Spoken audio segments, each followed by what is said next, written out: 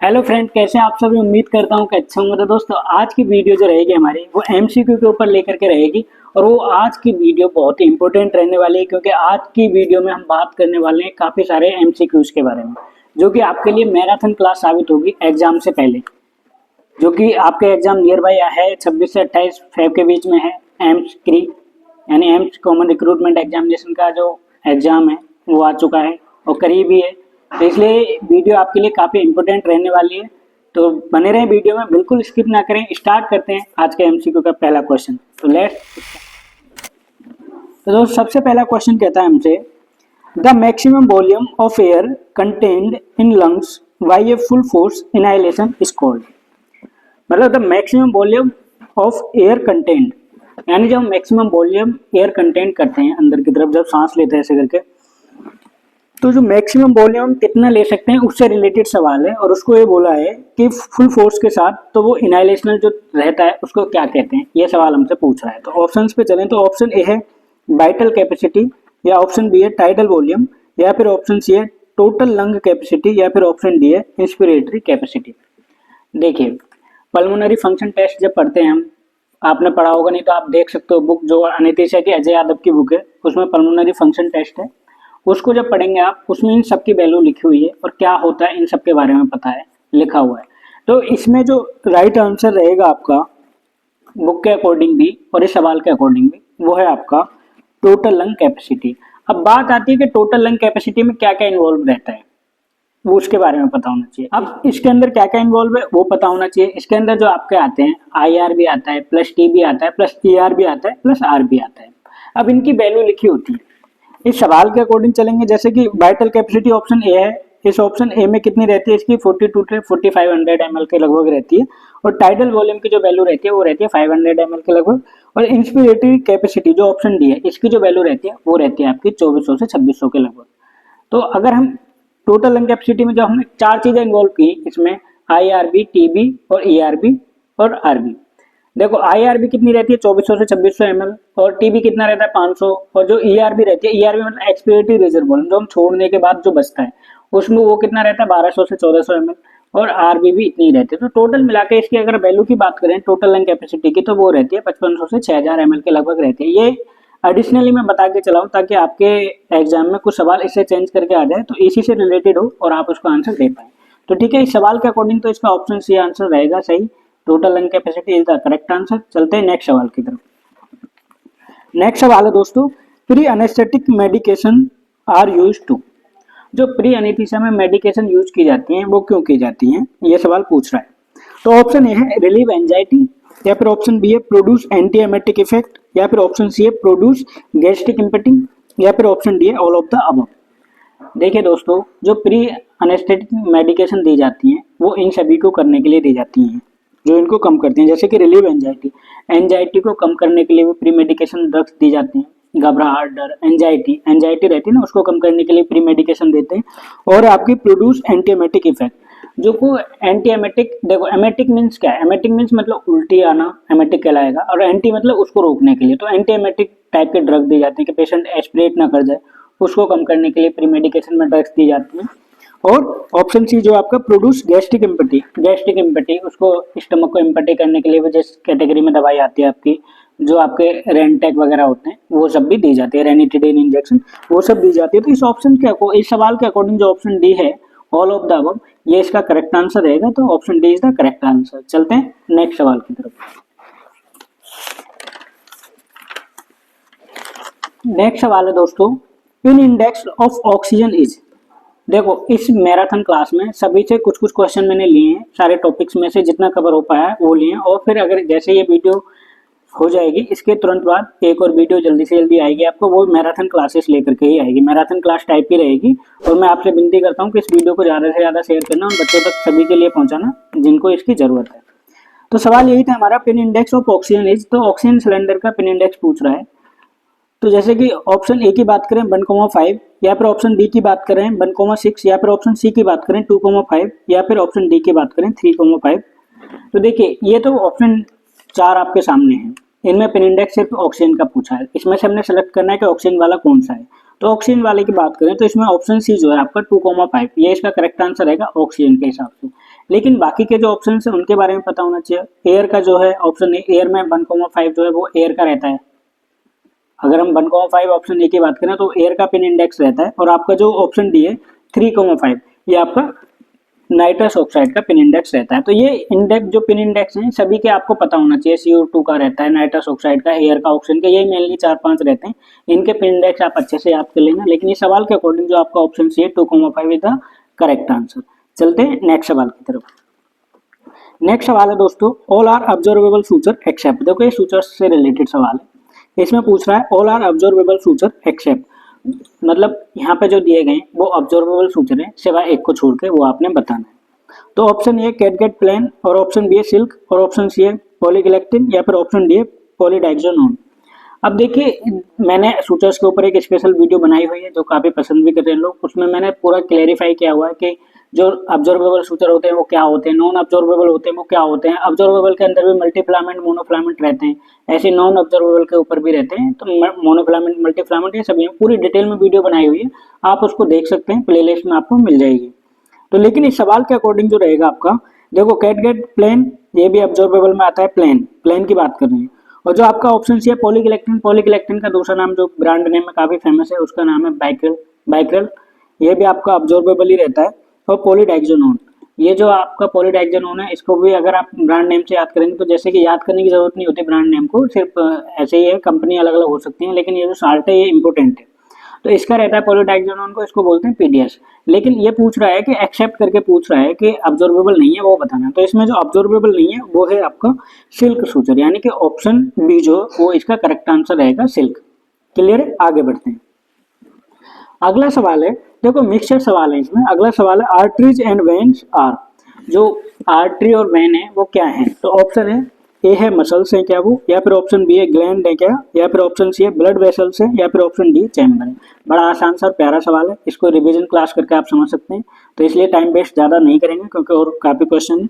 तो आर्टरी और वेन की बात करें तो इस ऑप्शन, इन जो ऑप्शन दिए गए हैं इस सवाल के अकॉर्डिंग, तो उसमें जो ऑप्शन सी है ब्लड वेसल्स वो इसका करेक्ट आंसर रहेगा। Option C is the correct answer. Clear है, चलते हैं अगले सवाल की तरफ। अगला सवाल है दोस्तों, a toxic effect differ from A side effect in that. A toxic effect differs from A side effect in that, यानी कि इसमें विषैला प्रभाव दुष्प्रभाव से भिन्न होता है, ये सवाल है। तो ऑप्शंस पढ़ते हैं इसके। Option A it is not A pharmacological effect of the drug, या फिर ऑप्शन बी है it is a more intense pharmacological effect that occur at A high dose और आफ्टर प्रोलॉन्ग्ड मेडिकेशन। देखो ऑप्शंस ध्यान से पढ़ दो, स्क्रीन पर आपके सामने, क्योंकि सवाल ये इंटरेस्टिंग है। ऑप्शन सी है it must involve drug induced cellular injury, या फिर ऑप्शन डी है it involve host defence mechanism. देखो इफेक्ट, इसमें पूछा है toxic effect differ from A side effect, तो इसमें अगर ऑप्शंस पे चलें तो ऑप्शन बी जो आपका जो कह रहा है आपका it is a more intense pharmacological effect that occur at A high dose और आफ्टर प्रोलॉन्ग्ड मेडिकेशन। देखो यह एक अधिक तीव्र औषधि प्रभाव है जो उच्च खुराक पर या लंबे समय तक दवा के बाद होता है। तो ऑप्शन बी इसका करेक्ट आंसर रहेगा। तो लेकिन करेक्ट आंसर तो ठीक है, option B is the correct answer, लेकिन ये इफेक्ट क्या होते हैं इनके बारे में भी आपको बेसिक नॉलेज होनी जरूरी है। ये 3 तरीके से बटे होते हैं, एक आपका होता है साइड इफेक्ट, एक होता है एडवर्स इफेक्ट, और तीसरा होता है आपका टॉक्सिक इफेक्ट। तो टॉक्सिक इफेक्ट इनको थोड़ा सा समझ लेते हैं, इसके बाद जैसे आप समझेंगे तो इस सवाल से रिलेट अगर और भी कोई सवाल इफेक्ट से पूछ लिया जाएगा आपको तो वो भी आप उसका आंसर कर पाएंगे। जैसे कि मैं बात करूं साइड इफेक्ट, देखो जो कोई भी मेडिसिन लेते हैं तो उसका एक साइड इफेक्ट होता है, कॉमन साइड इफेक्ट, जो कि डॉक्टर को पता होता है और पेशेंट को भी पता होता है। तो वो साइड इफेक्ट जैसे कि नॉर्मल एग्जांपल के तौर पर मान लेते हैं टैबलेट सिटाजिन अगर किसी पेशेंट को दी तो डॉक्टर को पता है कि भैया रात को लेना, क्योंकि इसको लेने के बाद नींद आती है, हल्की हल्की नींद आने शुरू हो जाती है। तो दिस कॉल्ड साइड इफेक्ट। क्या है साइड इफेक्ट है, पेशेंट को पता है और डॉक्टर को पता है। लेकिन यहीं पर अगर हम बात करें एडवर्स इफेक्ट की, तो एडवर्स इफेक्ट क्या हुआ, एडवर्स इफेक्ट अगर बात करें साइड इफेक्ट से तो वो ज्यादा डेंजर है। एडवर्स इफेक्ट कैसे है, क्योंकि अगर देखो साइड इफेक्ट के लिए दोनों मेंटली प्रिपेयर थे, डॉक्टर भी और पेशेंट भी, लेकिन वहीं पर एडवर्स इफेक्ट आ गया, वॉमिटिंग होने लगी, डायरिया हो गया, या रेसेस हो गए बॉडी पे, और भी कोई डिफिकल्टी हो गई, तो वो क्या कहलाएगी आपकी, वो कहलाएगी एडवर्स इफेक्ट। ठीक है, ये एडवर्स इफेक्ट हो गए। अब यहीं पे बात करते हैं टॉक्सिक इफेक्ट की। तो टॉक्सिक इफेक्ट क्या होता है दोस्तों, जो कि सवाल में पूछा गया। टॉक्सिक इफेक्ट होता है कि जो ड्रग्स काफी समय से ली जा रही है या फिर ज्यादा डोज में ले लिया दवाई, तो वो क्या करते हैं, वो सीधा टॉक्सिक इफेक्ट छोड़ती हैं। टॉक्सिक इफेक्ट मीन्स कि कोई ऑर्गन डैमेज कर सकती हैं, ये जैसे कि आपने किडनी फेल हो गई, कोई दवाई खा रहे थे लंबे समय से किडनी फेल हो गई, इस तरीके से डैमेज कर सकते हैं। तो ये 3 डिवीजन होते हैं, side effect, adverse effect and toxic effect. ये आप याद कर लेना, जरूरी है आपके लिए, नॉलेज के लिए, ठीक है। इस सवाल के अकॉर्डिंग आपका ऑप्शन बी जो है आपका वो करेक्ट आंसर रहेगा। चलते हैं नेक्स्ट सवाल की तरफ। नेक्स्ट सवाल है बच्चों, displacement of a bone at a joint is known as. Displacement of bone पूछ रहा है, यानी कि अगर हिंदी में बात करें, एक जोड़ पर हड्डी का खिसकना क्या कहलाता है। अगर कोई हड्डी है, बोन है, वो एक जो उसका एक्चुअल जोड़ है, वहां से वो खिसक के दूसरी तरफ पहुंच गई, तो उसको क्या कहेंगे मेडिकल टर्मिनोलॉजी के अकॉर्डिंग। तो ऑप्शन है, ए है फ्रैक्चर, ऑप्शन बी है ब्लीडिंग, या फिर ऑप्शन सी है डिस्लोकेशन, या फिर ऑप्शन डी है शॉक। देखो हड्डी का मामला है, डिस्प्लेसमेंट हुई है, तो आसान सी भाषा है। देखो ऑप्शंस भी ऐसे हैं कि आप समझ ही जाओगे। फ्रैक्चर क्या होता है कि जो बोन बीच में से कट हो गई, टूट गई है, फ्रैक्चर में टूट गई है, अलग हो गई है, दिस कॉल्ड इज फ्रैक्चर। लेकिन ये तो खिसकी है, टूटी थोड़ी है, खिसकी है, डिस्प्लेसमेंट हुई है, तो इसको क्या बोलेंगे, इसको बोलेंगे ऑप्शन सी जो है डिसलोकेशन। तो option C is the correct answer, dislocation. Clear है। चलते हैं अगले सवाल की तरफ। अगला सवाल है दोस्तों, अगला सवाल है व्हाट इज अस्थमा। मतलब प्यारा सा और आसान सा है। अस्थमा वर्ड आपने काफी बार सुना होगा पेशेंट के लिए। अस्थमा क्या होता है, ये सवाल हमसे पूछ रहा है, अस्थमा क्या है। ऑप्शंस पे चले तो ऑप्शन ए है the person airway become narrow. मतलब एक पर्सन है, उसकी जो आपकी एयरवे वो नैरो हो गई, सिकुड़ गई है, एंड स्वेलिंग हो गई, and produce extra mucus this can make breathing difficulty. यानी हिंदी में बात करूं, उस व्यक्ति का बायोमार्क सिकुड़ और सूज जाता है तथा अतिरिक्त बलगम बनता है, इससे सांस लेने में कठिनाई आ सकती है। ये ऑप्शन ए है। ऑप्शन बी की बात करें तो ऑप्शन बी है an attack of breathing difficulty only a young children. क्या ये वाली जो अटैक होता है डिफिकल्टी एयरवे की, ये सिर्फ नवजात शिशु यानी यंग बच्चों में ही देखी जाती है। या फिर ऑप्शन सी है this is a panic attack, या फिर एक ज्यादा खतरनाक यानी पैनिक अटैक है, पैनिक दौरा है, इसे समझ सकते हैं। या फिर ऑप्शन डी है द अननेचुरली फास्ट ब्रीथिंग, मतलब अननेचुरली फास्ट ब्रीथिंग कर रहा है, धक धक धक धक सांस ले रहा है, क्या ये वो कहलाएगा। अस्थमा क्या है, अस्थमा देखो ऑप्शन ए जो है आपका, अस्थमा क्या होता है कि कुछ की जो एयरवे है, यानी पर्सन बिकम, जो एयरवे बिकम्स ए नैरो, मतलब सिकुड़ गई है, सूज गई है, और हल्के हल्के खांसी मलगम ये सब आ रहा, तो दिस कॉल्ड इज अस्थमा, तो वो अस्थमा कहलाता है। तो ऑप्शन ए इस सवाल के अकॉर्डिंग राइट आंसर रहेगा, option A is the correct answer. Clear है। चलते हैं अगले सवाल की तरफ। अगला सवाल है दोस्तों, most common site of carcinoma in pancreas. सवाल बड़ा प्यारा है और बड़ा मजेदार है। ये सवाल कई एग्जामों में पूछा गया है कि most common site of carcinoma in pancreas, जो पैनक्रियाज के ऊपर कार्सिनोमा होता है, मैलिग्नेंसी होती है, कैंसर होता है पैनक्रियाज के ऊपर, तो वो सबसे ज्यादा कहाँ पे देखा जाता है, मोस्ट कॉमनली साइट कौन सी रहती है, ये सवाल पूछ रहा है। तो option A head, option B है बॉडी, ऑप्शन सी है टेल, ऑप्शन डी है नन। देखो जब भी इसको देखेंगे, ज्यादातर नॉर्मल कॉमन साइट की बात करें तो हेड ऑफ द पेनक्रियाज, तो हेड इसका करेक्ट आंसर रहेगा। लेकिन इसके बारे में कुछ और समझ लेते हैं इस सवाल को, क्योंकि सर्जिकल एंड पे सवाल ज्यादातर पूछा जाता है, नर्सिंग ऑफिसर्स के भी एग्जाम में पूछा जाता है, ओटी टेक्नीशियन, ओटी असिस्टेंट सभी के एग्जाम में पूछा जाता है। हेड ऑफ पेनक्रियाज जैसे कि बात की जाए कि ये जैसा कार्सिनोमा बोला है, यानी सी ऑफ हेड ऑफ पेनक्रियाज अगर वो डायग्नोस हो गया है कि मैलिग्नेंट है, वो सी हेड ऑफ पेनक्रियाज है, तो उस कंडीशन में कौन सी सर्जरी को प्रोड्यूस किया जाता है, ये हमें पता होना चाहिए। इस कंडीशन में जब सी हेड ऑफ पेनक्रियाज है, तो उस कंडीशन में जो सर्जरी की जाएगी उसको बोलते हैं बिपल सर्जरी, जो कि जीआई सर्जन करते हैं, जनरल सर्जन भी कर सकते हैं, लेकिन मेनली देखा जाए तो जीआई सर्जन करते हैं। बिपल सर्जरी होती है, मेजर सर्जरी में आती है।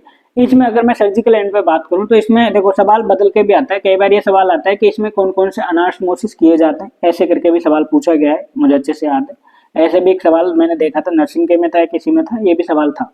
तो इसमें कुछ अनास्टोमोसिस किए जाते हैं बिपल सर्जरी में। तो सबसे पहले देखो नॉर्मली 4 से 5 किए जाते हैं। सबसे पहला जो अनास्टोमोसिस किया जाता है वो किया जाता है एचजे बोले तो हेपाटिक जेजनोस्टोमी, ये अनास्टोमोसिस होता है। सेकंड में बात करूं तो इसमें होता है पीजे बोले तो पेनक्रियाटिक जेजनोस्टोमी, बाईपास करते हैं, जैसे कि जहाँ पे वो हेड ऑफ पेनक्रियाज के पास कैंसर था, उस जब स्पेसिमेन को निकालते हैं तो उसके आसपास जो इन्वॉल्वमेंट है उसको भी रिमूव कर देते हैं स्पेसिमेन के साथ। तो इन सबको रिमूव करने के बाद वहाँ का जो पार्ट बचे उन सबको अनास्टोमोसिस करके जोड़ना भी तो है, तो वो दिस कॉल्ड इज अनास्टोमोसिस। तो एचजे हो गया, सेकेंड इज पीजे हो गया जो पेनक्रियाटिक जेजनोस्टोमी, थर्ड इज हो गया आपका जीजे, जीजे बोले तो गैस्ट्रोजेजुनोस्टोमी, और इसी में जो फोर्थ रहता है वो रह गया होगा आपका एफजे, एफजे बोले तो फीडिंग जेजुनोस्टोमी। तो ये आपके 4 अनास्मोसिस मेनली देखे जाते हैं बिपल सर्जरी के दौरान, और 5वां भी कई बार सर्जन के अकॉर्डिंग कर देते हैं, वो होता है जेएनजे। तो जेजुनम एंड जेजुनोस्टोमी ये भी आपका अनास्मोसिस कहलाता है। तो ठीक है, ये हो गए बिपल सर्जरी के बारे में पता लगे, सीए हेड ऑफ पेनक्रियाज के बारे में पता लग गया। अगर ऐसा है तो कौन सी सर्जरी करेंगे, बिपल करेंगे। बिपल करेंगे तो बिपल में कौन कौन से अनास्मोसिस लिए जाएंगे, या फिर स्पेसिमेन में क्या क्या निकाला जाएगा, ये करके सवाल आता है। क्लियर है, चलते हैं नेक्स्ट सवाल की तरफ। अगला सवाल है दोस्तों, most important nursing intervention for a unconscious patient. मतलब मोस्ट इंपोर्टेंट नर्सिंग इंटरवेंशन पूछ रहा है अगर कोई बेहोश पेशेंट है तो। मोस्ट इंपोर्टेंट नर्सिंग इंटरवेंशन है, अगर कोई पेशेंट बेहोश है तो उस समय नर्सिंग का स्टेप क्या होगा, उनको क्या जरूरी चीजें रखनी है, क्या ध्यान रखना है पेशेंट के लिए, वो हमसे पूछ रहा है सवाल। तो ऑप्शन है, option A maintain proper circulation, option B है मेंटेन पेशेंट एयरवे, या फिर ऑप्शन सी है प्रोवाइड माउथ केयर, या फिर ऑप्शन डी है provide skin care. Most important common intervention पूछ रहा है सवाल।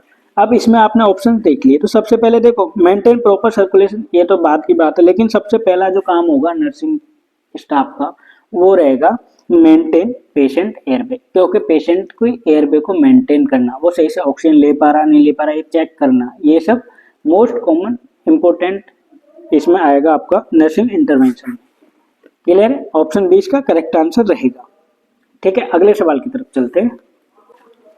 अगला सवाल है, during blood transfusion if hemolytic reaction occur the first nursing intervention should be. देखो ब्लड ट्रांसफ्यूजन चल रहा था, वहां पे हेमोलाइटिक रिएक्शन देखा गया, तो फर्स्ट जो नर्सिंग स्टाफ है उनका इंटरवेंशन क्या होगा, ये सवाल हमसे पूछ रहा है। देखो ब्लड ट्रांसफ्यूजन से रिलेटेड भी सवाल आता है, तो आप इसको भी ले सकते हैं इस तरीके से। तो ऑप्शन ए की बात करूं, slow the transfusion flow rate, जो हम ब्लड चढ़ा रहे हैं क्या उसको स्लो कर देंगे, या फिर ऑप्शन बी है स्टॉप द ब्लड ट्रांसफ्यूजन, या फिर रोक देंगे ब्लड को, या फिर ऑप्शन सी है नोटिफाई द फिजिशियन, या फिर फिजिशियन को बताएंगे, या फिर ऑप्शन डी है एडमिनिस्टर हाइड्रोकोर्टिसोन, या फिर ड्रग्स दे देंगे, हाइड्रोकोर्टिसोन दे देंगे, यानी जो हाइड्रोकोर्टिसोन मीन्स आप समझ तो एफकोरिन वगैरह ये दे देंगे। तो इसमें फर्स्ट इंटरवेंशन क्या होना चाहिए नर्सिंग स्टाफ का अगर हेमोलाइटिक रिएक्शन देखा गया ब्लड ट्रांसफ्यूजन के दौरान, तो इसमें जो ऑप्शन बी है आपका, ऑप्शन बी जो है स्टॉप द ब्लड ट्रांसफ्यूजन, सबसे पहला काम होता है। आप भी ध्यान रखें, सभी ध्यान रखें, अगर ब्लड चढ़ाया जा रहा है किसी पेशेंट को और वहाँ पे हेमोलाइटिक रिएक्शन देखने को मिल गया है, मतलब रिएक्शन देखने को मिला है, रेसेस आ गए हैं, कोई और भी दिक्कत हो रही है पेशेंट को, तो उस समय सबसे पहला काम होता है कि ब्लड को आप स्टॉप कर दो तुरंत, immediate stop the blood transfusion. उसके बाद आप फिजिशियन को बता सकते हैं, सारी चीजें कर सकते हैं, वर्कअप कर सकते हैं, लेकिन सबसे पहला प्रोप्राइटी पे जो काम होगा, प्रोप्राइटी बेसिस पे वो रहेगा आपका stop the blood transfusion. Option B is the correct answer. Clear है, चलते हैं अगले सवाल की तरफ। अगला सवाल है, which side effect is common seen with fentanyl. मतलब इनमें कुछ साइड इफेक्ट दिए गए हैं, तो कॉमन फेंटानिल के साथ कौन सा देखा जाता है ये हमें बताना है। तो ऑप्शन ए की बात करूं पेन इन एब्डोमेन, या फिर ऑप्शन बी है हाइपरटेंशन, या फिर ऑप्शन सी है टेकिकार्डिया, या फिर ऑप्शन डी है चेस्ट वॉल रिजिडिटी। देखिए दोस्तों फेंटानिल क्या है, पहले फेंटानिल के बारे में पता होना चाहिए। फेंटानिल होता है हमारा ओपोइड एनाल्जेसिक ड्रग होती है हमारी, फेंटानिल ओपोइड एनाल्जेसिक ड्रग होती है। अब देखो फेंटानिल से जैसे आप इसको पढ़ रहे हैं, आप पढ़ रखा है, तो आपको इसको तुरंत ही आइडिया हो जाएगा। देखो इसमें ऑप्शन बी का हाइपरटेंशन, ये भैया बीपी बढ़ाता ही नहीं है, ये तो हाइपोटेंशन करता है, तो ये गलत हो जाएगा। ऑप्शन सी टेकिकार्डिया भी नहीं करता, ये तो ब्रेडिकार्डिया करता है, ये भी आपका गलत हो जाएगा। पेन इन एब्डोमेन भी नहीं करता है। लेकिन अगर side effect is commonly seen with fentanyl, अगर साइड इफेक्ट कॉमनली देखा जाएगा वो रहेगा आपका option D chest wall rigidity, यानी छाती की कठोरता, इसका राइट आंसर रहेगा। Option D is the correct answer. चलते हैं अगले सवाल की तरफ। अगला सवाल है, which of the following agent is used for the treatment of post operative shivering.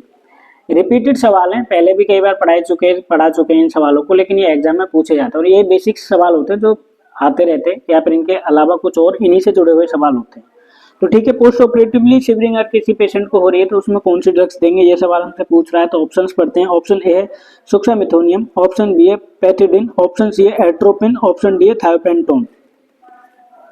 तो इसमें सवाल जो आपने देख लिया, लेकिन हम यहाँ पे देखें पोस्ट ऑपरेटिव शिवरिंग, तो सिबलिंग जब होती है पोस्ट ऑपरेटिवली तो वहाँ पे जो इस्तेमाल करते हैं वो करते हैं आप, option B is the correct answer, pethidine, pethidine का इस्तेमाल करते हैं। अब देखो सुक्सामिथोनियम क्या है, ये मसल रिलैक्सेंट है, इसका इस्तेमाल थोड़ा ना करेंगे भाई पोस्ट ऑपरेटिव में। एट्रोपिन भी आपको पता ही है और थाइपेंटोन भी पता ही है। अब पैथिडीन भी करते हैं और इसके अलावा भी ट्रेमाडोल भी कर देते हैं, उससे पहले एमसाइड देते हैं ट्रेमाडोल से पहले, क्योंकि ट्रेमाडोल का साइड इफेक्ट में हल्के नोजिया वोमिटिंग के चांस रहते हैं, तो इसलिए पहले एमसाइड दे देते हैं। तो ये ट्रेमाडोल या पैथिडीन, अगर ट्रेमाडोल होता तो वो करेक्ट होता, लेकिन इसमें पैथिडीन है तो ये भी करेक्ट आंसर है, option be the correct answer. Clear है, चलते हैं अगले सवाल की तरफ। अगला सवाल है which of the following intravenous induction agent is the most suitable for day care surgery. भैया इंडक्शन एजेंट की बात की है इसमें, और वो भी सुटेबल पूछा जो कि डे केयर सर्जरी के लिए सबसे ज्यादा सुटेबल रहेगा, आप सबसे ज्यादा प्रेफर करेंगे कि भैया वही वाली ड्रग्स ले आओ इंडक्शन एजेंट में, वो इस्तेमाल करेंगे। तो ऑप्शन है इसके, ऑप्शन ए की बात करूं डायजेपाम है, या फिर ऑप्शन बी की बात करूं प्रोपोफोल है, या फिर ऑप्शन सी की बात करूं मोरफिन है, या फिर ऑप्शन डी की बात करूं केटामाइन।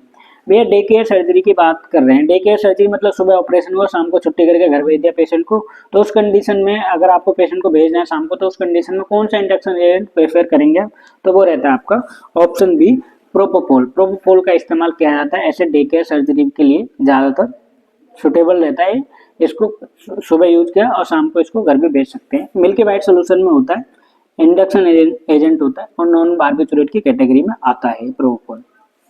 क्लियर है, चलते हैं अगले सवाल की तरफ।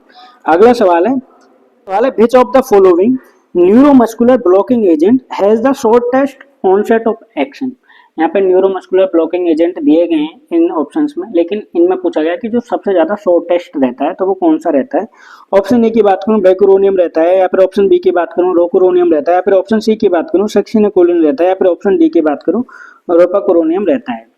देखो शॉर्टेस्ट ऑनसेट ऑफ एक्शन की बात की जाए, इन सवालों के इन ऑप्शंस के अकॉर्डिंग जो राइट आंसर रहेगा वो रहेगा आपका सक्सिनाकोलिन। सक्सिनाकोलिन यानी सुक्सामिथोनियम करके भी समझ सकते हो, या फिर स्कोलिन समझ के भी समझ सकते हो इसको।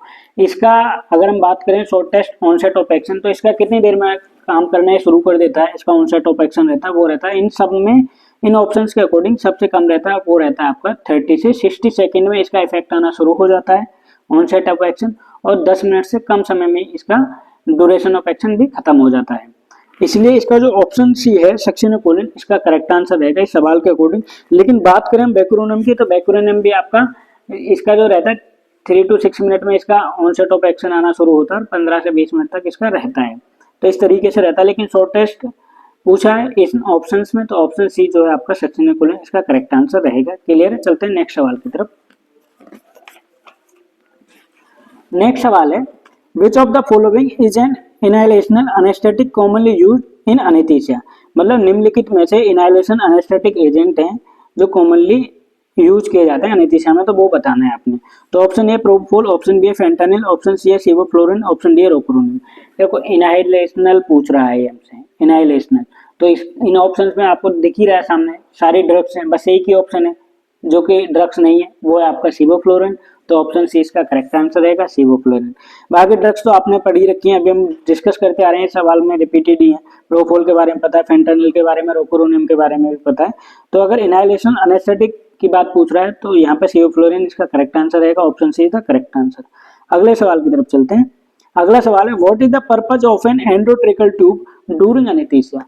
एंडोट्रेकल ट्यूब का पर्पज क्या रहता है ड्यूरिंग एनेस्थीसिया, ये सवाल पूछ रहा है। तो ऑप्शन ए है एडमिनिस्टर इंट्रावेनस मेडिकेशन, या फिर इंट्रावेनस जो मेडिकेशन देते हैं इसके लिए इसका यूज करते हैं एटी ट्यूब का, या फिर मेजर आर्टियल ब्लड प्रेशर, या फिर आर्टियल ब्लड प्रेशर को चेक करने के लिए एटी ट्यूब का इस्तेमाल किया जाता है, या फिर option C provide a secure airway, या फिर एयरवे को सिक्योर करने के लिए एंडोट्रेकल ट्यूब का इस्तेमाल किया जाता है, या फिर option D monitor oxygen saturation, जो HPO2 वगैरह आती है उसको चेक करने के काम करती है एटी ट्यूब, नहीं करती है भैया। इसमें जो ऑप्शन सी है वो इसका करेक्ट आंसर रहेगा प्रोवाइड ए सिक्योर एयरवे। देखो ये तो ऑप्शन सी का correct answer provide a secure airway, लेकिन ईटी ट्यूब से भी सवाल पूछे जाते हैं। मर्फी आई साइन आप पढ़ लेना, उसके पार्ट्स के नाम पढ़ लेना, पायलट बलून कहाँ होता है, इस तरीके से सवाल पूछे जा सकते हैं। तो ईटी ट्यूब को भी आप अच्छे से 1-2 मिनट का उसको समय देकर उसको भी आप रिपीट करते चले जाओ। ठीक है, अगला सवाल है हमारा what does the pulse oximeter measure during anaesthesia. देखो आसान से सवाल है, ज्यादा समय नहीं लेंगे इस पे। मुझे पल्स ऑक्सीमीटर का क्या काम है, मेजर क्या मेजर करता है, तो ऑप्शन ए हार्ट रेट, या ऑप्शन बी ब्लड प्रेशर, या फिर ऑप्शन सी ऑक्सीजन सैचुरेशन, या फिर ऑप्शन डी CO2 लेवल। आसान सा सवाल है, तो इसलिए इसको जल्दी से बढ़ते हैं अगले सवाल की तरफ। इसके लेकिन इस सवाल का जो आंसर है वो है आपका ऑप्शन सी, ऑक्सीजन सेचुरेशन। जो हम पल्स ऑक्सीमीटर लगाते हैं उससे हम ऑक्सीजन सेचुरेशन को मेजर करते हैं। क्लियर है, option C is the correct answer. अगले सवाल की तरफ चलते हैं। अगला सवाल है, what is the purpose of a laryngeal mask airway? LMA. LMA भाई इंटरेस्टिंग सवाल है। एलएमए से रिलेटेड एम्स का जब प्रीवियस एग्जाम हुआ था 2023 का या 2022 का, उसमें भी एलएमए से सवाल पूछा गया था, मुझे अच्छे से पता है। तो उसमें जो सवाल था वो ये था, वो सवाल तो एग्जैक्टली पता नहीं, बच्चों ने बताया था मुझे, लेकिन एलएमए से रिलेटेड सवाल आया था, ये 100% पता है। तो ऑप्शन ए है deliver oxygen to the gastric, या फिर ऑप्शन बी है monitor end tidal carbon dioxide, या फिर ऑप्शन सी है prevent aspiration of stomach content, या फिर ऑप्शन डी है secure the airway during surgery. इसका भी एलएमए का भी काम वही है, secure the airway during surgery. तो ये ऑप्शन डी इसका करेक्ट आंसर रहेगा। लेकिन बात करें थोड़ी सी एलएमए के बारे में। एलएमए क्या होती है? लेरिंगल मास्क एयरवे होती है। इसमें सवाल कहाँ कहाँ से बन सकता है वो थोड़ा सा हम समझ लेते हैं। एलएमए कितने प्रकार से हम कितने नंबर तक यूज करते हैं? 1 से लेकर 5 नंबर तक यूज करते हैं। 1 नंबर की एलएमए जो यूज करते हैं वो कितने वेट के बच्चे के लिए करते हैं? वो 0 से 5 kg का अगर बच्चा है उसके लिए इस्तेमाल की जाती है, और उसमें एयर कितनी इन्फ्लेट करते हैं? वो करते हैं 4 ml। याद कर लेना, इंपोर्टेंट चीजें हैं, ऐसे सवाल पूछे जाते हैं। और जो आपके 1.5 नंबर की एयरवे होती है, 1.5 नंबर की जो एयरवे एलएमए है, उसमें कितनी वेट के बच्चे के लिए करेंगे? 5 to 10 kg के लिए। उसमें एयर कितनी इन्फ्लेट करेंगे? उसमें करेंगे 7 ml। वहीं पे अगर बात करें नंबर में, तो 2 नंबर की जो एलएमए होती है उसको कितने वेट के बच्चे में करेंगे? 10 से 20 kg बच्चे का वेट होगा, और उसमें जो एयर इन्फ्लेट करेंगे उसमें करेंगे 10 ml। और वहीं पर अगर मैं 2.5 की बात करूं तो 20 से 30 kg के बच्चे में इस्तेमाल करेंगे, 20 से 30 kg के बच्चे में इस्तेमाल करेंगे, और उसमें जो एयर इन्फ्लेट करेंगे वो करेंगे 14 ml, 14 ml के लगभग 14 ml आप उसको इन्फ्लेट करेंगे जो बुक के अकॉर्डिंग। और 3 नंबर की जो एलएमए होगी आपकी, 3 नंबर की जो एलएमए होगी उसमें जो वेट रहेगा वो 30 to 40 kg वेट रहेगा, और उसमें जो एयर इन्फ्लेट करेंगे वो करेंगे आप 20 ml। वहीं पे अगर मैं बात करूं 4 नंबर की एयरवे की, तो 4 नंबर की एयरवे जो 40 से 50 kg वेट होगा, 40 से यानी 50 से 75 के लगभग जो वेट होगा उसमें आप 30 एयर इन्फ्लेट करेंगे। और वहीं पे अगर मैं 5 नंबर की बात करूं तो 5 नंबर की में भी 75 से अबव जो जाएंगे उनमें इस्तेमाल करते हैं, और उसमें 40 to 50 ml के लगभग एयर इन्फ्लेट करते हैं। तो ये जो सवाल हैं ये इस तरीके से भी पूछे जा सकते हैं। तो आप इनको रिपीट कर लेना, इनको पढ़ लेना अच्छे से, क्योंकि इंपॉर्टेंट टॉपिक्स है एलएमए का, इससे एयर के बारे में भी सवाल पूछा जाता है।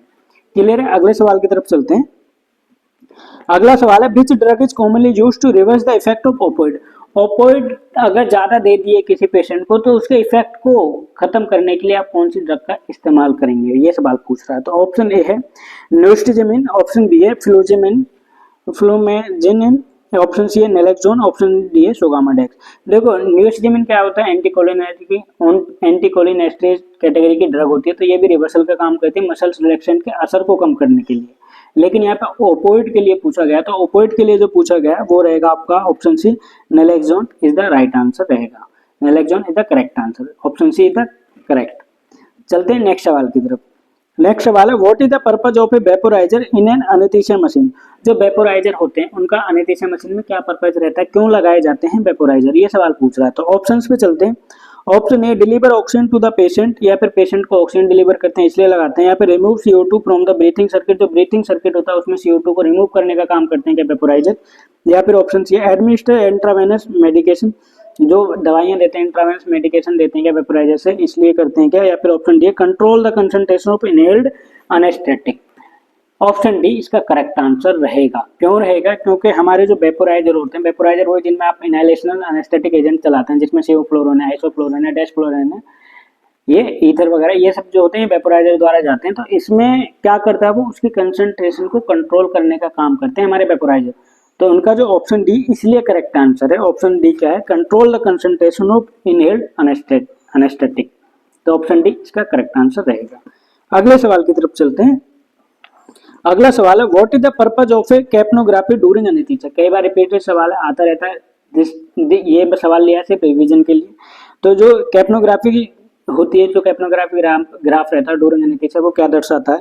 तो option A measure arterial blood pressure को दर्शाता है, या फिर assess the depth of anaesthesia की डेप्थ को बताता है, या फिर मॉनिटर ऑक्सीजन सैचुरेशन, जो ऑक्सीजन मॉनिटर के ऑक्सीजन सैचुरेशन उसको बताता है, या फिर मॉनिटर एंड टाइडल CO2।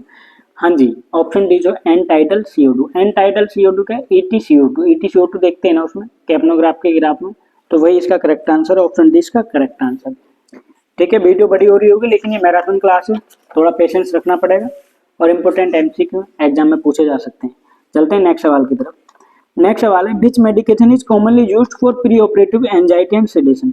पहले था हमारा सवाल, जो पहले ही सवाल सेकंड सवाल था कि प्री ऑपरेटिव मेडिकेशन क्यों दी जाती है, लेकिन यहाँ पे सवाल है कि प्री ऑपरेटिव में जो मेडिसिन एंजाइटी और सेडेशन करने के लिए यूज करते हैं वो कौन सी ड्रग है वो बतानी है। तो option A fentanyl, option B propofol, option C diazepam, option D है सक्सिनाकोलिन। भैया देखो सक्सिनाकोलिन क्या है, मसल रिलैक्सेंट है, इसका तो इस्तेमाल करेंगे नहीं। प्रोपोल क्या है, ये इंडक्शन एजेंट है, इसका भी इस्तेमाल नहीं करेंगे। फेंटानिल क्या है, ये ओपियोइड एनाल्जेसिक है, इसका भी इस्तेमाल नहीं करेंगे। लेकिन यहाँ पे जो ऑप्शन सी है डायजापाम, उसका इस्तेमाल करते हैं एंजाइटी और सेडेशन के लिए प्री ऑपरेटिवली अगर बात की जाए तो, और इसके साथ में मोर्फिन के पैच वगैरह भी लगा देते हैं तो वो भी है, लेकिन यहाँ पे ऑप्शन सी इसका करेक्ट आंसर रहेगा डायजापाम। क्लियर है, चलते हैं अगले सवाल की तरफ। अगला सवाल है the epidural space is located between the, जो एपिडोल लगाते हैं तो उसके कौन से स्पेस में लगाते हैं, ये सवाल पूछ रहा है। तो option A arachnoid and pia mater, या फिर option B dura and arachnoid mater, या फिर ऑप्शन सी है dura mater and the ligamentum flavum, या फिर option D arachnoid mater and the vertebra muscles layer. तो एपिडोल का जो स्पेस होता है दोस्तों वो रहता है आपका ऑप्शन सी जो है dura mater and the ligamentum फ्लेमम। तो ये इसका स्पेस रहता है जहाँ पे एपिडोल को दिया जाता है। Dura mater and the ligamentum flavum is the correct answer, option C. Clear है, चलते हैं अगले सवाल की तरफ। अगला सवाल है काफी इंपॉर्टेंट सवाल है, elective LSCS posted at 9 AM। भाई एक ओटी लिस्ट में एक LSCS इलेक्टिव ओटी लिस्ट में पोस्ट किया गया है सुबह 9 बजे के लिए। Women was asked to be NBM overnight, और वोमेन जो है उनको बोल दिया गया है कि रात से कुछ नहीं खाना है आपने, NBM मतलब नन बाई माउथ, उनको कुछ नहीं दिया गया रात से। लेकिन क्या है, she had 1 glass of water at 5 AM in the morning. भाई एक ऑपरेशन होना था LSCS, उसका टाइम था सुबह OT का 9 बजे का, लेकिन पेशेंट को रात से भूखा रखा गया था, लेकिन पेशेंट सुबह 5 बजे उसको किसी ने पानी दे दिया 1 गिलास, उसने पानी पी लिया। अब इस कंडीशन में क्या स्टेप लिया जाएगा, क्या कहानी रहेगी, ये सवाल हमसे पूछ रहा है, वो बताना है। तो ऑप्शन ए है पोस्टपोन सर्जरी बाय 2 आवर, 2 घंटे के लिए पोस्टपोन कर सकते हैं क्या, या फिर ऑप्शन बी है पोस्टपोन सर्जरी बाय 4 आवर, या 4 आवर के लिए उसको पोस्टपोन कर सकते हैं, या फिर option C can do surgery at scheduled with high risk of aspiration, या फिर हम सर्जरी को उसी टाइम पे कर सकते हैं लेकिन हाई रिस्क कंसेंट लेने के बाद, या फिर option D can do surgery at scheduled time without high risk of aspiration, या फिर हम उसी समय पर सर्जरी को कर सकते हैं, कोई हाई रिस्क कंसेंट लेने की हमें आवश्यकता नहीं है। तो ये ऑप्शंस आपके सामने आंसर बताना है आपने। देखिए इसमें क्या है, यहाँ पे बनता है हमें एनपीओ की गाइडलाइन पता होना चाहिए। एनपीओ की अगर हमें गाइडलाइन पता है तो आसानी के साथ हम इस सवाल का आंसर दे पाएंगे। एनपीओ की गाइडलाइन की अगर मैं बात करूं तो देखो 2 आवर की जो इसकी एनपीओ की गाइडलाइन होती है वो रहती है क्लियर वाटर। क्लियर वाटर मतलब जो हम पीने का पानी पीते हैं क्लियर वाटर, जो कि क्लियर मीन्स कि इधर का पार्ट हमें उधर की तरफ दिख जाए। कांच के गिलास में अगर पानी रखेंगे तो इधर से हम उधर की तरफ भी देख सकते हैं, this called is clear water. तो उसके जो टाइम रहता है वो रहता है 2 आवर। 4 आवर की जो इसकी एनपीओ की गाइडलाइन है, 4 आवर की जो एनपीओ की गाइडलाइन है वो रहती है आपकी जो मिल्क मतलब मदर मिल्क होता है, ब्रेस्ट फीड वगैरह बच्चों को कराना है तो वो 4 आवर की आपकी एनपीओ की गाइडलाइन है। अगर 4 आवर के दौरान आपने कराया 4 घंटे हो गए तो आप उसको ऑपरेट कर सकते हैं।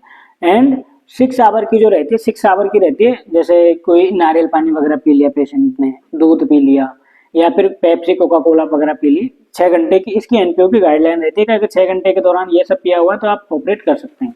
और 8 आवर्स की रहती है आपकी सॉलिड फूड, जो दलिया खिचड़ी दाल खाना वगैरह, वो 8 आवर्स की एनपीओ चाहिए। अब सवाल ये था हमारा, दोबारा से सवाल पे आते हैं। अब आंसर तो आप समझ गए होंगे, क्योंकि देखो उसने 5 बजे सुबह पानी पिया था, 1 गिलास पानी पिया सुबह के टाइम पे 5 बजे, और सर्जरी होनी थी 9 बजे, और क्लियर वाटर का जो एनपीओ की गाइडलाइन है वो है 2 आवर, तो हमें मिल गए 4 आवर, तो हमें हाई रिस्क कंसर्न लेने की आवश्यकता है ही नहीं। नॉर्मल शेड्यूल टाइम पे भी हम सर्जरी को कर सकते हैं LSCS को, और वो भी आपका जो ऑप्शन डी है can do surgery eight A schedule time without high risk of aspiration, तो ये इसका करेक्ट आंसर रहेगा। भैया आराम से कर सकते हैं, कोई दिक्कत वाली बात नहीं है, क्योंकि इसमें क्लियर वाटर की 2 आवर की एनपीओ की गाइडलाइन रहती है। ठीक है, option D is the correct answer. अगले सवाल की तरफ चलते हैं। अगला सवाल है पैथोजन मीन्स, जो पैथोजन होते हैं वो क्या है, उनका मतलब क्या है। तो ऑप्शन ए की बात करूं, micro organism which cause disease या फिर ऑप्शन बी है organism which are found in animals, या फिर ऑप्शन सी है organism which are beneficial for us, या फिर option D organism which are found in plants. देखो पैथोजन का मतलब क्या होता है, पैथोजन का मतलब होता है जो आपका ऑप्शन ए है micro organism which cause disease, यानी जो रोग का कारण बन सकते हैं, ये आपका पैथोजन कहलाए जाते हैं। तो ऑप्शन ए आपका करेक्ट आंसर रहेगा, micro organism which cause disease. तो option A is the correct answer. Clear है? अगले सवाल की तरफ चलते हैं। अगला सवाल है which of the following disease is also known as Hansen's disease. भैया एक डिसीज है उसको हैंसन डिसीज के नाम से भी जानते हैं, तो वो डिसीज आपने बतानी है। ऑप्शंस दिए हैं आपके सामने हैं options. Option A leprosy, option B है सिफाइलिस, ऑप्शन सी है मम्प्स, या फिर ऑप्शन डी है ट्यूबरक्लोसिस। देखो लेप्रोसी जो होती है, यानी लेप्रोसी को आप कुष्ठ रोग करके समझ सकते हैं, तो उसी का दूसरा नाम होता है हैंसन डिसीज। तो ऑप्शन ए इसका करेक्ट आंसर रहेगा। लेकिन हम बात करें बाकी की कौन सी डिसीज है, बाकी सिफाइलिस क्या है वो सेक्सुअल डिसीज होती है, और आपकी सी क्या मम्प्स क्या है वो कम्युनिकेबल डिसीज होती है, और आपके ऑप्शन डी ट्यूबरक्लोसिस को तो आप समझते हैं वो टीबी जो रहती है उसी को ट्यूबरक्लोसिस बोलते हैं। तो इस सवाल के अकॉर्डिंग जो आपका ऑप्शन ए है हैंसन डिसीज में दूसरा नाम रहता है आपका लेप्रोसी। ऑप्शन ए इसका करेक्ट आंसर रहेगा। क्लियर है? चलते हैं अगले सवाल की तरफ। अगला सवाल है नॉन ऑब्जर्वेबल सूचर इज। अब देखो पहले हमारा सवाल था ऑब्जर्वेबल सूचर, अब इसमें पूछ लिया हमसे नॉन ऑब्जर्वेबल सूचर, तो वो बताना है। नॉन ऑब्जर्वेबल की बात करें तो ऑप्शन ए है लिनन है, ऑप्शन बी है नायलॉन है, या फिर ऑप्शन सी है पॉलिस्टर है, या फिर option D all of the above. वह जो ऑप्शंस में वो सारे के सारे नॉन ऑब्जर्वेबल हैं, तो ऑप्शन डी इसका करेक्ट आंसर रहेगा all of the above. Clear है? चलते हैं अगले सवाल की तरफ।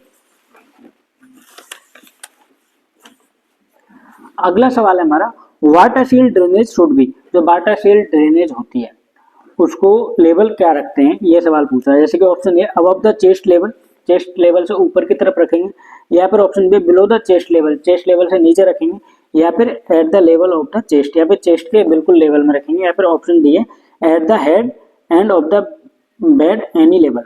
ये कहीं भी रख सकते हैं, सर की तरफ रख सकते हैं। देखो चेस्ट ड्रेन क्या होती है, जो आईसीडी बोलते हैं इसको। आईसीडी क्या है? इंट्राकोस्टल ड्रेनेज, जो कि थोरासिक के केसेस में ज़्यादा यूज की जाती है, या फिर पानी वगैरह जब चेस्ट में पानी वगैरह बढ़ जाता है उस समय भी चेस्ट ड्रेन का इस्तेमाल करते हैं, आईसीडी का इस्तेमाल करते हैं। तो उसका लेवल पूछ रहा है, तो लेवल की बात करें तो उसका जो ऑप्शन बी है बिलो द चेस्ट लेवल के बिलो रखा जाएगा उसको ड्रेन को। तो ऑप्शन बी इसका करेक्ट आंसर रहेगा। Option B is the correct answer. चल क्लियर है? चलते हैं अगले सवाल की तरफ। अगला सवाल है दोस्तों what is the suction pressure applied while performing endotracheal tube suction an adult patient. भैया जब ईटी ट्यूब को सक्शन करते हैं, ईटी ट्यूब को सक्शन करते हैं तो उस समय सक्शन का प्रेशर क्या रखते हैं एडल्ट पेशेंट में, ये सवाल पूछ रहा है। तो ऑप्शन ए की बात करूं, ऑप्शन ए 40 to 60 mmHg, या फिर ऑप्शन बी 50 to 75 mmHg, या फिर ऑप्शन सी 60 to 100 mmHg, या फिर ऑप्शन डी है 100 to 200 mmHg। तो ईटी ट्यूब का जब सक्शन करते हैं तो उसका प्रेशर जो मेंटेन रखते हैं वो रखते हैं 100 से 200 mmHg। ऑप्शन डी जो आपका करेक्ट आंसर रहेगा। क्लियर है? चलते हैं अगले सवाल की तरफ। अगला सवाल है following are intravenous anaesthetic except. यहाँ पे इंट्रावेनस एनेस्थेटिक है लेकिन एक्सेप्ट पूछ लिया है तो वो हमें बताना है। तो option A ketamine, option B है डायजेपाम, ऑप्शन सी है थाइपेंटोन, ऑप्शन डी है हेलोथिन।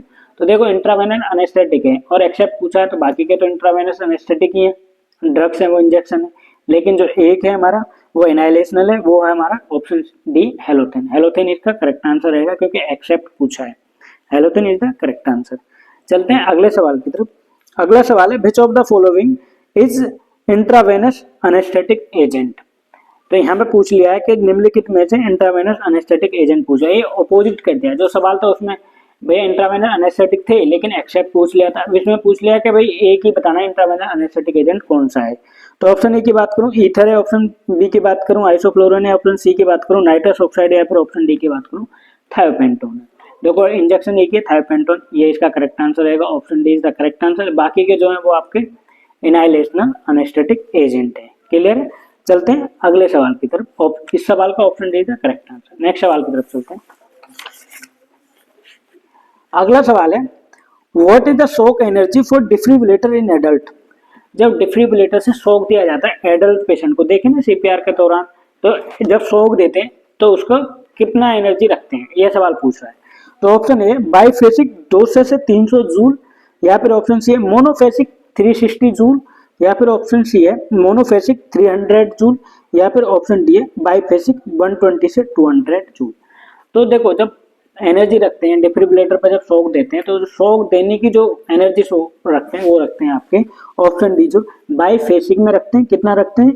120 से 200 जूल। ये याद रख लेना, जूल में रखते हैं, ठीक है, 120 से 200 जूल। तो ऑप्शन डी इसका करेक्ट आंसर रहेगा। क्लियर है? चलते हैं अगले सवाल की तरफ। अगला सवाल है sometime local anaesthetic are mixed with adrenal to. आज ये सुबह की बात है, एक जब लोकल इंजेक्शन होता है, मतलब हमारी ओटी की सुबह की बात है कि बच्चे से मंगाया हमने लिग्नोकेन प्लेन, साथ में लिया लिग्नोकेन भी दे दिया। तो वही सवाल है हमारा, सवाल भी वही है कि sometime local anaesthetic are mixed with adrenal to. जो लिग्नोकेन प्लेन होता है उसमें एड्रेनल को मिक्स करते हैं, तो क्यों करते हैं, क्या उससे फायदा कुछ होता है, ये सवाल पूछ रहा है। तो ऑप्शन ए की बात करूं, option A increase duration of action of local anaesthetic, या फिर ऑप्शन बी है decrease systemic toxicity of local anaesthetic, या फिर ऑप्शन सी है बोथ ए एंड बी, या फिर ऑप्शन डी है increase systemic circulation of local anaesthetic. ठीक है, देखो ऑप्शन ए क्या है, जब देखो नॉर्मल लिग्नोकेन प्लेन क्या है, वो जितने उसकी ड्यूरेशन है वो रहेगी, लेकिन अगर लिग्नोकेन विद एडीआर उसमें एड्रेनल अगर उसमें मिक्स कर दिया है तो उसकी ड्यूरेशन लॉन्ग हो जाती है, थोड़ी ड्यूरेशन बढ़ जाती है, तो वो भी आपका सही है। और decrease systemic toxicity of local anaesthetic, ये ऑप्शन बी भी सही है। तो ऑप्शन सी जो है इसका बोथ ए एंड बी, तो दोनों ही पहले और दूसरे आपके ऑप्शन सही हैं, तो वही इसका ऑप्शन सी इसका करेक्ट आंसर रहेगा। Option C is the correct answer. Clear है? चलते हैं नेक्स्ट सवाल की तरफ।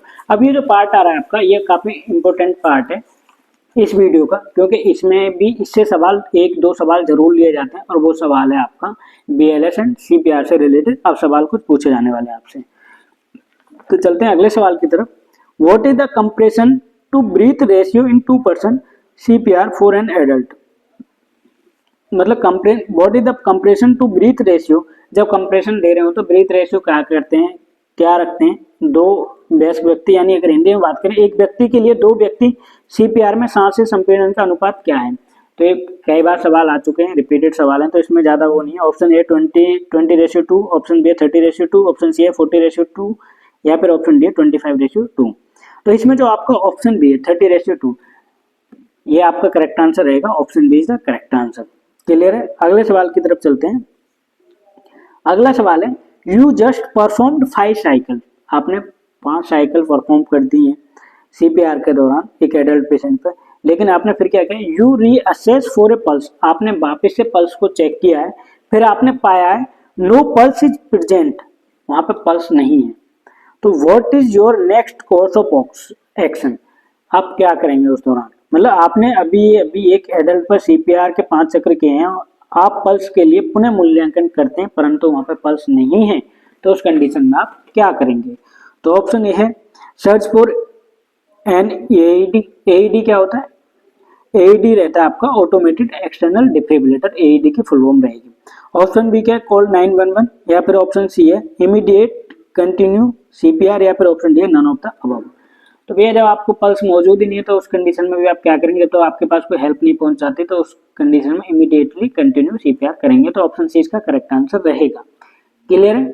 इस पे एक सीपीआर से रिलेटेड मैं सेपरेट वीडियो बना चुका हूँ, जिसमें सीपीआर बीएलएस से रिलेटेड जितने भी सवाल हैं वो सारे के सारे आपको एक वीडियो में मिल जाएंगे, आप देख सकते हैं उसको भी। चलते, इसमें तो कुछ सवाल लिए हैं मैंने, ताकि इसमें सारे टॉपिक से कुछ उठा करके लिया है, मैराथन क्लास है इसलिए। तो अगला सवाल है आपका how often should you recheck for a pulse when you are performing rescue breath on an unconscious patient with a pulse. जब आप किसी बेहोश रोगी की पल्स के साथ बचाव ले रहे हो तो आपको कितनी बार पल्स को दोबारा जांच करनी चाहिए।